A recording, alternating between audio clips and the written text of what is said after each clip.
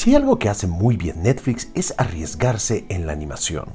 Diferentes estilos y diferentes historias dan como resultados trabajos como Love, Death and Robots, Hello? I think I saw a murder. Hilda, Pero aquí no hay tantas criaturas interesantes. Ah, no. Big Mouth, Nicky, un hombre puede tocar un pene. Suficiente. Incluso besarlo. BoJack, I'm responsible for my own happiness. I can't even be responsible for my own breakfast. Final Space, ¿Qué? ¿No es que me está imaginando postres asesinos? Scissor 7, Perdóname, soy un asesino. Beastars, de la cual por cierto hablaremos pronto, 私も肉食獣相手は初めてだから 挨拶なのか。 Klaus y recientemente los hermanos Willoughbys. Pero hasta ahora no ha habido un show que se pueda comparar con el Evangelio de Medianoche o Midnight Gospel. Una serie que explota tus pensamientos, escarba en tus sentimientos más profundos y si llegas a los 2 últimos capítulos puedes sentir que te cura el alma. La animación está a cargo de Pendleton Ward, el genio creador de Hora de Aventura. Ward es un fanático del trabajo de Duncan Trussell, un psiconauta intelectual que tiene un podcast llamado The Duncan Trussell Family Hour que se centra en nuevas formas de pensar sobre el yo, el mundo y el universo. Así que Ward, queriendo que estas ideas lejanas resonaran con una audiencia mucho más amplia, se acercó a Duncan Trussell para hacer una colaboración. Es así como se toma la idea de agarrar 20 minutos de diálogo directamente del podcast y animarlos con las locas ideas de Ward. Así que mientras vemos a nuestro protagonista platicar con un pequeño presidente en un apocalipsis zombie, en realidad estamos escuchando una entrevista que se le hizo a Dr. Drew.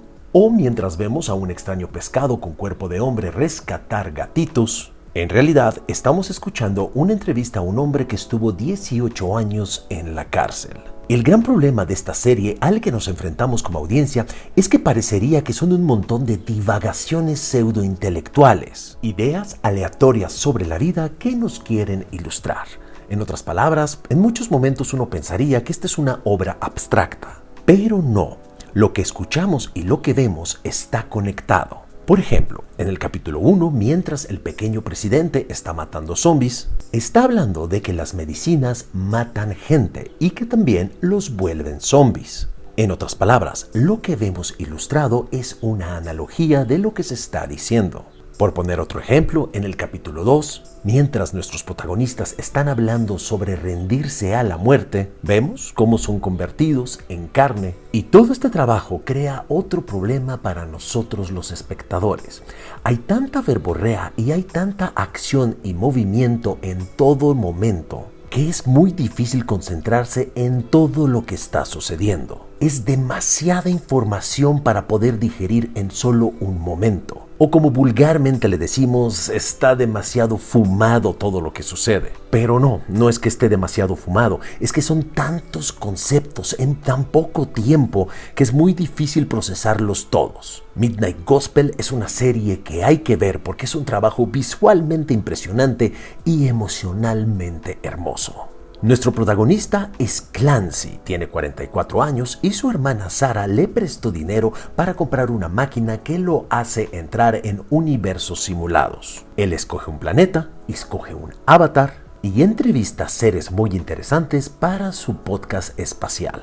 A través de estas entrevistas nos ayuda a tener una nueva perspectiva sobre la vida y sobre el universo. En otras palabras, Clancy es una de esas personas que nos ayuda a ver las cosas con nuevos ojos, nos ayuda a ver la vida con una nueva perspectiva. Es así como en el primer capítulo, mientras sucede un apocalipsis zombie, Clancy platica con un pequeño presidente de gafas sobre la importancia de la marihuana medicinal.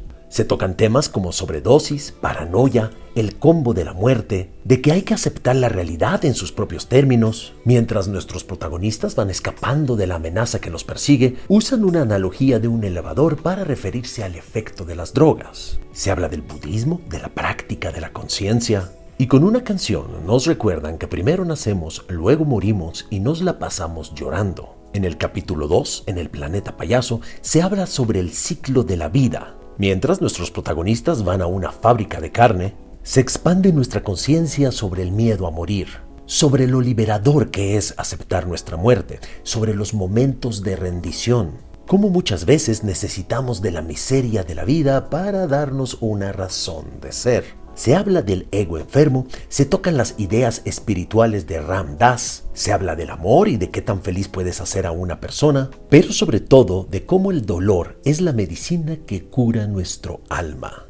Si hasta este momento no has dicho what the fuck con esta serie, prepárate, porque en el capítulo 3 las cosas se vuelven más alocadas y uno se pregunta qué puta madre está pasando aquí. En el capítulo 3 visitamos un mundo sumergido bajo el agua. Ahí se habla de la importancia de la meditación y de entrenar tu mente. Se tocan temas como la tradición oral, los simbolismos, la conciencia solar, la alta magia, y se tocan algunos temas del libro de la ley de Aleister Crowley, mejor conocido como Frater Perdurabo o la Gran Bestia 666. La gran lección de este capítulo es que debemos concentrarnos en lo que queremos en vez de estarnos quejando de las cosas que no nos gustan. Una vez que entendemos que nosotros somos responsables de la magia que sucede en nuestras vidas, debemos de hacer todo lo que está en nuestras manos para conseguir la vida que queremos y dejar de ser meros espectadores. En el capítulo 4, mientras nuestro personaje va a Mercury Talville, un planeta de excesos desenfrenado, es desviado a otro lugar en donde aprenderemos que a través del perdón liberas tu propio corazón, que solamente si dejamos de obsesionarnos con el daño que nos han hecho, podemos encontrar la paz en nuestro corazón. A través de algunas analogías nos dicen que esto no lo podemos lograr solos, que necesitamos apoyo, que el amor puede destruir y que cuando tenemos una intención clara, que cuando establecemos una intención, la vida nos lleva mágicamente como si fuera un hechizo a lograr lo que nos proponemos. Pero la lección más importante de este capítulo es que tenemos que tener la habilidad de escuchar. Es así como llegamos al capítulo número 5. Y aquí las cosas se ponen un poco más elevadas. Visitamos una luna, que es una prisión, y hablamos de la trampa existencial. Se toca la red de Indra, el sufrimiento, el no esencialismo, la pequeña muerte, el dharma, la realidad virtual y que la vida es solo un juego que nos tomamos demasiado en serio. Y es así como tocamos las ideas de manera bastante profunda de Chogyam Trungpa Rinpoche, ideas que aparecen en 2 de sus libros, Más allá del materialismo espiritual y El mito de la libertad y el camino de la meditación.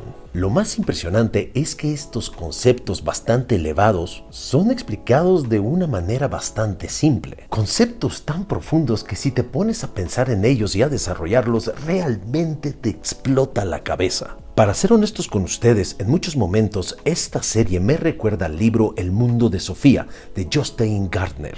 Al igual que esa novela, esta serie es como un ABC de ideologías o filosofías o de pensadores. Es como una invitación a abrir nuestra mente a nuevos conceptos, a explorar nuevos pensamientos. Y tal vez, y solo tal vez, encontrar la respuesta que estábamos buscando. Esa respuesta la encontré yo en el capítulo 7 y 8, que para mí son los que más me llegaron y que me hicieron reflexionar más sobre la vida, o por lo menos sobre la vida que he tenido hasta este momento. No hablaré de estos capítulos ni de lo que sucede en ellos, porque me encantaría saber qué piensan ustedes. Si es que lo hicieron, ¿qué enseñanza les dejaron estos capítulos? También me encantaría saber cuáles son sus capítulos favoritos y cuál sería la calificación que le ponen a esta serie. Para mí en lo personal creo que esta serie se volverá de culto.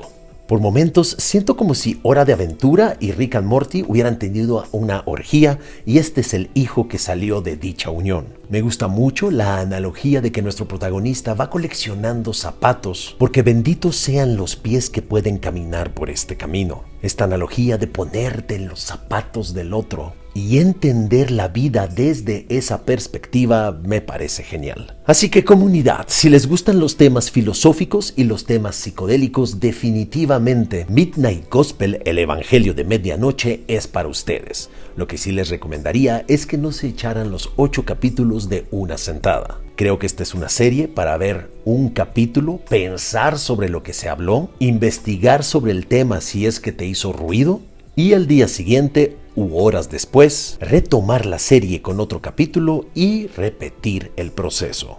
Si nunca has hecho esto antes, es difícil.